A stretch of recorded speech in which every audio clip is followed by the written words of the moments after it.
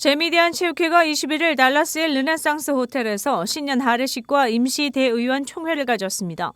각 주를 대표한 대의원과 중앙경기단체장들 그리고 임원을 포함해 50여 명이 참석해 새해 인사를 나눴습니다.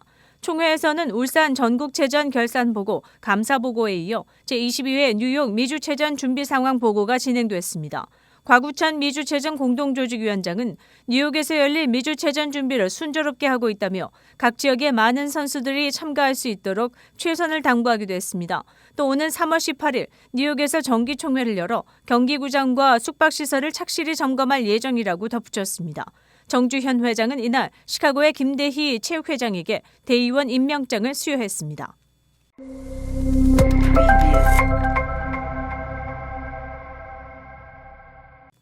시카고 선거관리위원회는 내달 28일 시장 선거를 앞두고 26일부터 조기 투표를 실시한다고 발표했습니다.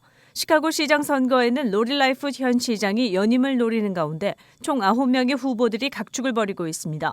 시장을 비롯해 각 지역을 담당할 50명의 시의원들이 2월 28일 선출됩니다. 조기 투표는 2개의 장소에서 먼저 시행됩니다. 주소는 191 노스 클락 스트리트와 69 웨스트 워싱턴 스트리트 두 군데에서 사전 투표가 가능합니다. 월요일에서 금요일 오전 9시부터 오후 6시, 토요일은 오전 9시부터 오후 5시까지 운영됩니다. 일요일에는 오전 10시부터 오후 4시까지 문을 열 예정입니다. 시장 선거 막바지 주일인 2월 20일부터 27일까지는 오전 9시부터 오후 7시까지 조기 투표를 할 수 있습니다. 2월 13일부터는 시카고 내 50군데의 투표소에서도 조기 투표를 할 수 있게 됩니다. 시장 및 시의원 선거 날인 오는 2월 28일 당일에는 투표소는 오전 6시부터 오후 7시까지 엽니다. 한편 시카고 시장 선거는 9명 후보의 각축전으로 전개되면서 여전히 로리 라이프 현 시장은 선두에서 밀려 있습니다. 최근 여론조사에서 폴 발라스 후보 26%, 추이 가시아 후보 19%에 이어 로리 라이프 후보는 9.8%, 윌리 윌리스 후보는 8.5%의 지지도를 나타내고 있습니다. 이번 선거에서는 한인 2세 제임스 서 씨가 시의원 후보로 출마해 한인들의 지지를 호소하고 있습니다. 그는 한인 서번 씨의 아들로 로렌스 한인타운 서쪽의 제퍼슨팍 인근 지역을 중심으로 하는 제45지역구에 출사표를 던졌습니다. 50명의 시카고 시의원 중 코리안 아메리카는 아직까지 나오지 않고 있습니다.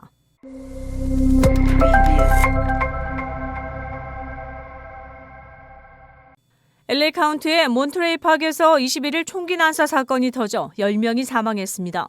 LA 카운티 보안관실은 이 사건의 용의자가 72세 남성 휴켄 트렌이라고 밝히고 그는 현장에서 40분 떨어진 곳에서 숨진 채 발견됐다고 덧붙였습니다.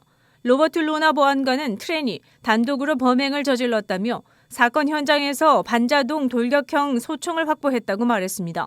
용의자는 21일 중국계 등 아시안계 주민들이 다수 거주하는 몬트레이 파크의 댄스 교습소 스타댄스에서 총기를 난사한 것으로 알려졌습니다. 남성 5명과 여성 5명이 총격으로 현장에서 숨졌고 또 다른 10명은 부상당했습니다. 댄스 교습소는 중국계 중장년층들의 사교 모임장으로 인기를 얻은 장소며 사건 당일 용의자의 부인이 댄스 행사에 참석했으나 용의자는 초대받지 못해 질투심을 느껴 사건을 저질렀다는 전언입니다. CNN은 용의자는 1차 범행 후 다른 근처 댄스홀에서 2차 범행을 시도했으나 주민 2명에게 총을 빼앗겨 미수에 그쳤습니다. LA 카운티 보안관은 지역 주민 2명이야말로 더 이상의 희생을 막은 우리의 영웅들이라고 전했습니다. 민주평화통일자문회의 제20기 자문위원들의 임기가 8월 말로 완료됨에 따라 차기 평통자문위원 구성에 새바람이 불지 한인들의 이목이 집중되고 있습니다. 9월 1일부터 제21기 평통이 시작하게 되면 현 자문위원들에 대해 대폭적인 물갈이가 이뤄지고 이른바 보수파들이 대거 입성할지에 초점이 맞춰지고 있는 것입니다.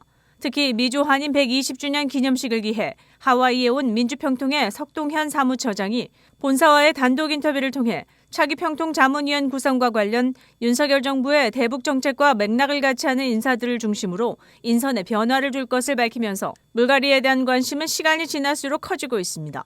현 20기 평통의 진보나 친민주 인사들 대신 21기 평통은 국민의힘 혹은 보수파 인사들로 교체해 구성될 것이란 예측이 나오고 있습니다. 석 사무총장은 차기 민주평통은 윤석열 정부가 추구하는 자유의 가치와 평화통일 정책의 밑거름이 돼야 한다고 전한 바 있습니다.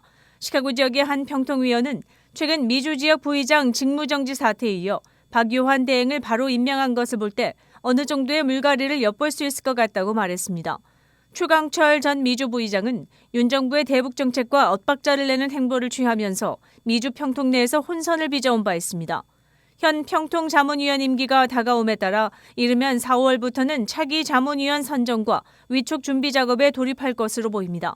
이와 더불어 차기 시카고 협의회 평통회장은 누가 될지에도 한인 동포들의 관심이 쏠리고 있습니다. 현재까지 자천 타천에 의해 3명 정도의 후보가 시카고 평통회장 물망에 오르고 있어 향후 귀추가 주목되고 있는 형국입니다.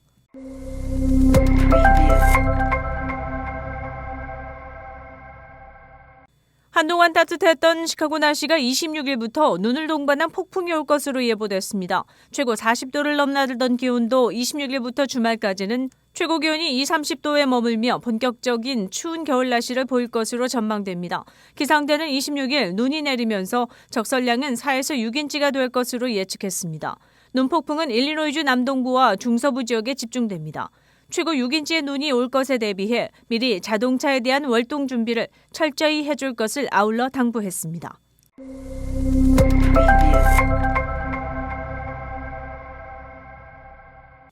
아마존과 마이크로소프트가 감원을 결정하고 나선 가운데 스템 전공자들에게 최고 도시는 시애틀로 밝혀졌습니다. 이들 IT 기업들이 둥지를 틀고 있는 시애틀 지역이 스템 관련 일자리도 많고 전공자들이 생활하기에도 최고로 좋다는 의미입니다. 원래 허브가 연방노동통계 자료를 바탕으로 전국 100대 대도시권을 대상으로 스템 분야 일자리 수나 구인, 중간 연봉 수준, 도시의 삶의 질 등 모두 21개 항목을 조사해 랭킹을 매겼습니다. 그 외 스템 전문가들의 기회, 스템 친화도 분야에서 매긴 종합평점이 70점을 넘은 곳은 시애틀이 유일해 압도적인 수위를 차지했습니다. 오스틴, 보스턴, 애틀란타, 샌프란시스코 등이 시애틀에 이어 2위에서 5위를 차지했습니다. 6위부터는 산호세, 피츠버그, 미네아폴리스, 메디슨, 세크라멘토가 상위 10위권에 들었습니다.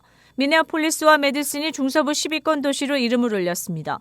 그 외 중서부 도시를 살펴보면 오하이오주의 신시내티가 11위, 시카고는 20위에 마크되었으며 세인트루이스는 25위를 차지했습니다. 미국의 최대 도시 중 하나로 꼽히는 로스앤젤레스는 26위, 뉴욕은 43위에 머물며 시카고에 뒤처졌습니다. 스템 분야는 앞으로도 전망이 탄탄대로인 것으로 분석되고 있습니다. 현재 스템 분야 전공자의 중간 연봉은 95,420달러인데 비해 비스템 분야 전공자의 중간 연봉은 4120달러에 머물고 있습니다. 시카고 한인동포 일간지 한국일보는 전자신문으로도 배포됩니다. 시카고 한국일보 무료신문은 가까운 한인식당이나 마켓에서 볼 수 있습니다. 뉴스24에서는 여러분의 제보를 기다립니다. 제보 전화 847-290-8282번입니다.